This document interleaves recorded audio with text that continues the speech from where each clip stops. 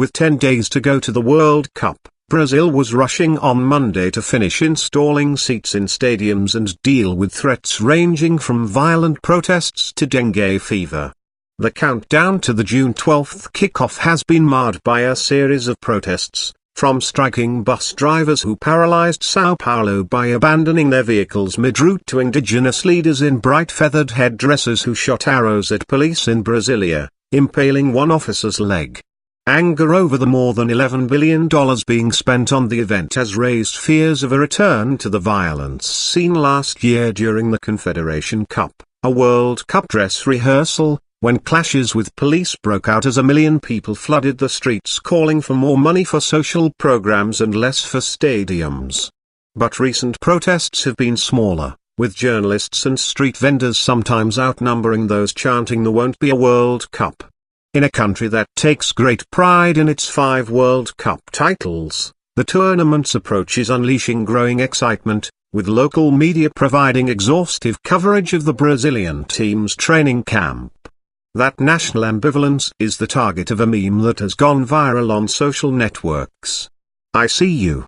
You write on Facebook that there won't be a World Cup, but you've planned a barbecue with your friends on game day, says the caption, attached to a photo of President Dilma Rousseff. Where do I sit?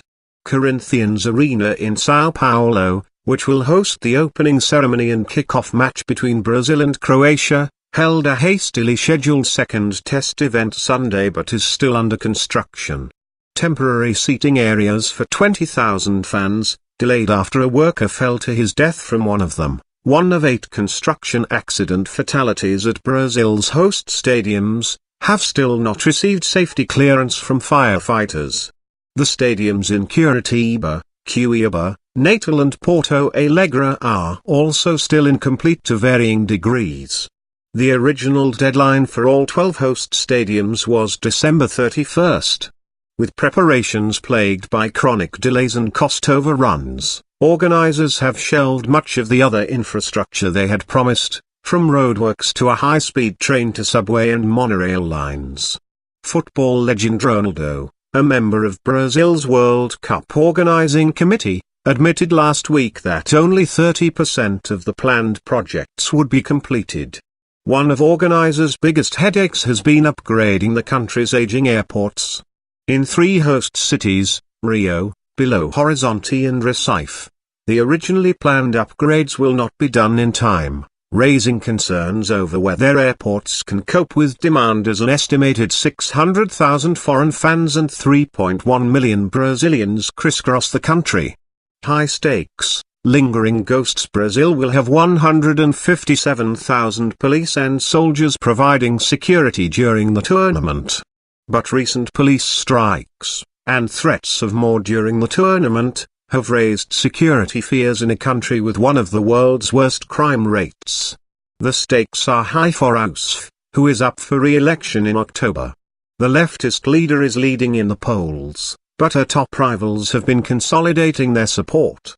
Analysts say the results on the pitch will probably not affect her chances.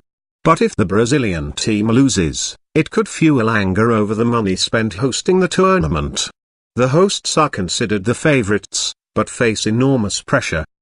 The last time Brazil hosted the World Cup, in 1950, they lost the final to Uruguay, an upset that still haunts the country. This year's final will be played in the same place, Rio de Janeiro's Maracanã Stadium. If we do not win this World Cup, then the spectre of 1950 will become that of 2014 and will haunt us until there is another World Cup here. Cafu, the captain of Brazil's last world champion team, in 2002, told AFP in a recent interview.